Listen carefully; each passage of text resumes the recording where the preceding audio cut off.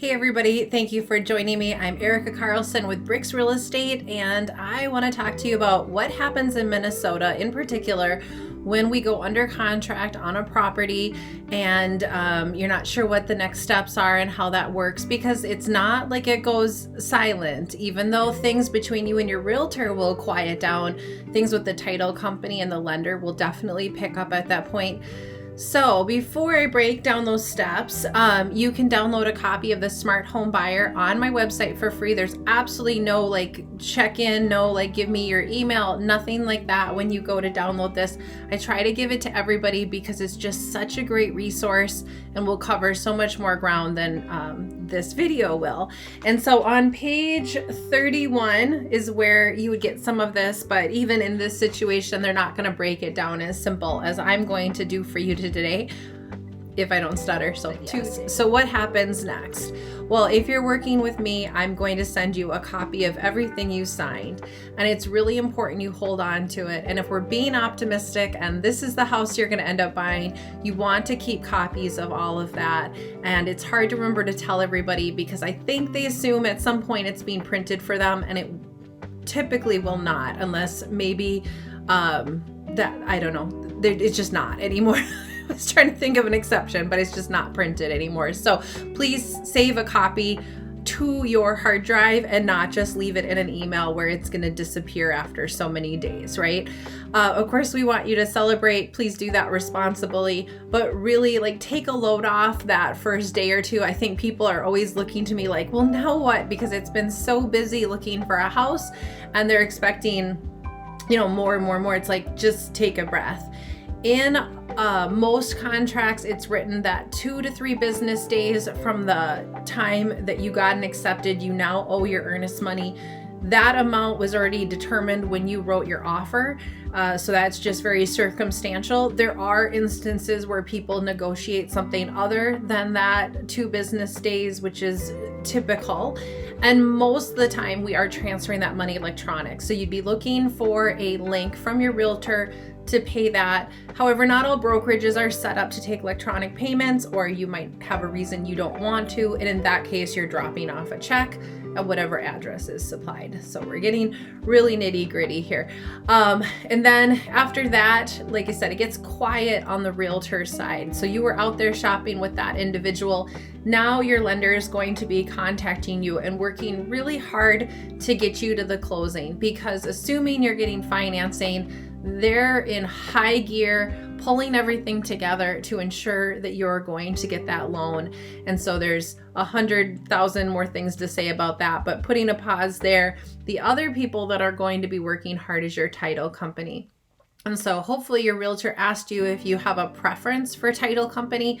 If not, the realtor can help you find somebody local that will help you in that regard. Again, there's a lot going on behind the scenes, so they'll be reaching out, filling in gaps for information as necessary, but that's your other. Now, the next step is that we order your inspections if you're getting them. In Minnesota, the most common inspection is just a general house inspection. However, people can go deeper than that if they want to. Maybe there's a chimney you want inspected. Maybe you're worried that the sewer has had a history of backing up, or there's something about that city that makes you want to inspect the sewer lines more. You have rights to do that. You got to make sure that anything you do is non-invasive unless the contract was written that you are allowed to do more invasive search. So be careful with that. It's not like you don't own the house yet, so you do need to respect the sellers and make sure they understand. The other common inspections are if there's a well, you might be testing the water because you're required to by your loan, or maybe you just want to know the quality of the water. That's understandable.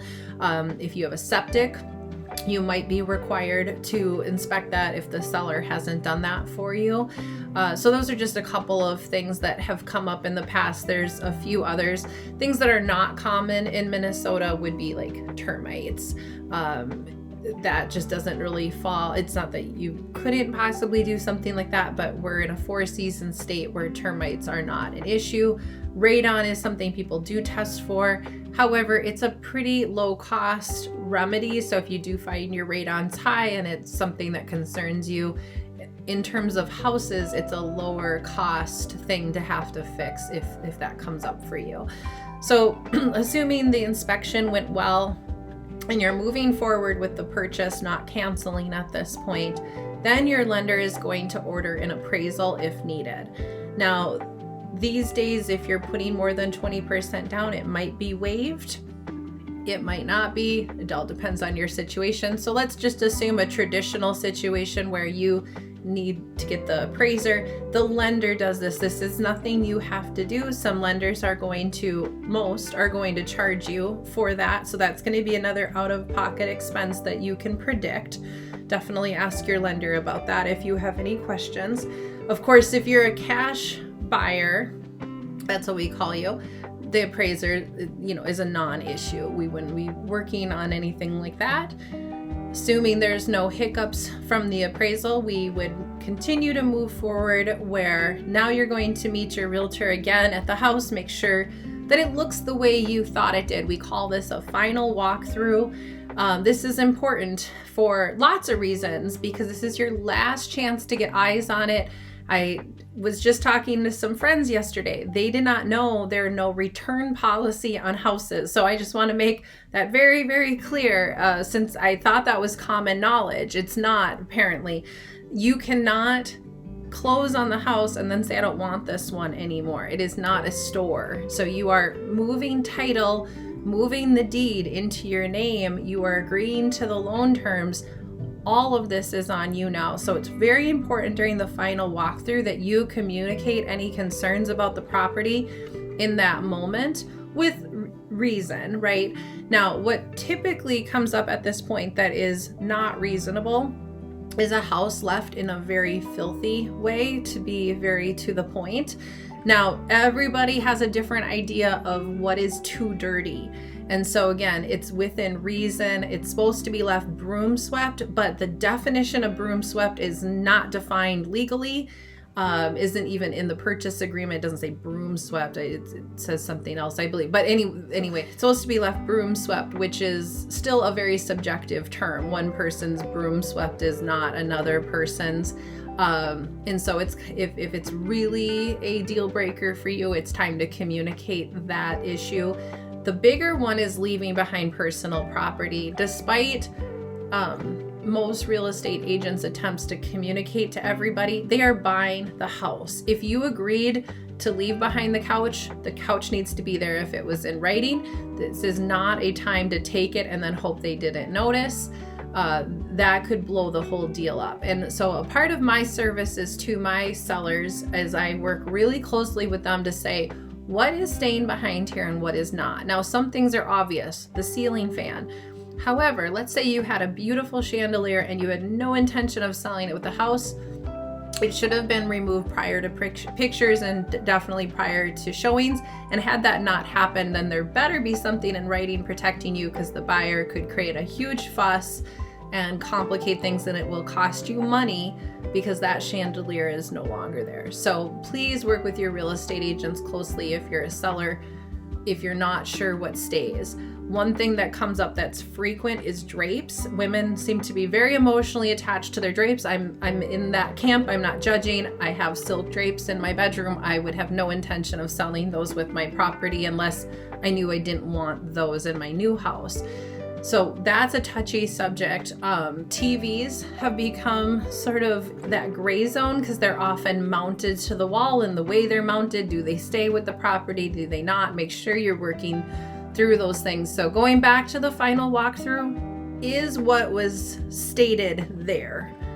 Is something missing? Is there an expectation that's off? Hopefully your final walkthrough goes through without a hitch. And now we go to the closing, which was already predetermined. They'll tell you how much money you need to bring. They'll tell you how that money needs to be brought, like you're not bringing cash that day. You bring your driver's license. Whoever needs to sign needs to show up. If other people are there, that's typically fine. It's a pretty quick process. Since COVID, we no longer meet as a giant group. It used to be the sellers, their agent, their title company, and then the buyer, the agent, and their title company. There were these huge conference tables that I don't think title companies need anymore. They were very busy rooms because the seller was on one side signing theirs, the buyer was signing theirs. What happens today?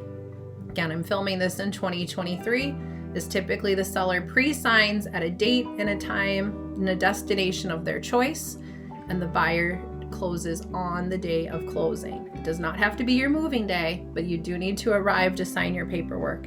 And depending on your lender, you may e-sign some components before, so you want to be checking your email very closely. And once it's signed, now your agent will give you keys. I've often seen buyers grabbing keys and garage door openers during the walkthrough. It's not appropriate. It's not a time to move your things in without permission. You do not legally own the house until you sign the final set of paperwork. I know that's confusing. I don't think people understand that the purchase agreement is a proposal to purchase the house, and closing day is the documents that switch the title and deed and sign the loan documents confirming that this house is now, the property's being transferred into one person's name from another. It's really not official until that day. So be mindful of that. Hiccups happen, people lose jobs. This is life. We're dealing with people. I know it sounds like we're transferring buildings, and we are. However, if the people can't make it come together, there is no real estate transaction. Everything is done on good faith. So I don't mean to babble. That was a lot of information, and I already feel like I've talked enough. So I'm going to stop there. Like I said, page 31 goes into more depths about some things that you would really, I would encourage you to read. It looks like it's 3 pages long, and I'd love for you to check it out if you're looking for more details, more information. I am an excellent resource for you in the Twin Cities. I would love to be your realtor. I'd love to be somebody you call it, and lean on to get through real estate transactions in a successful way. I'd love to hear from you. Have a great day.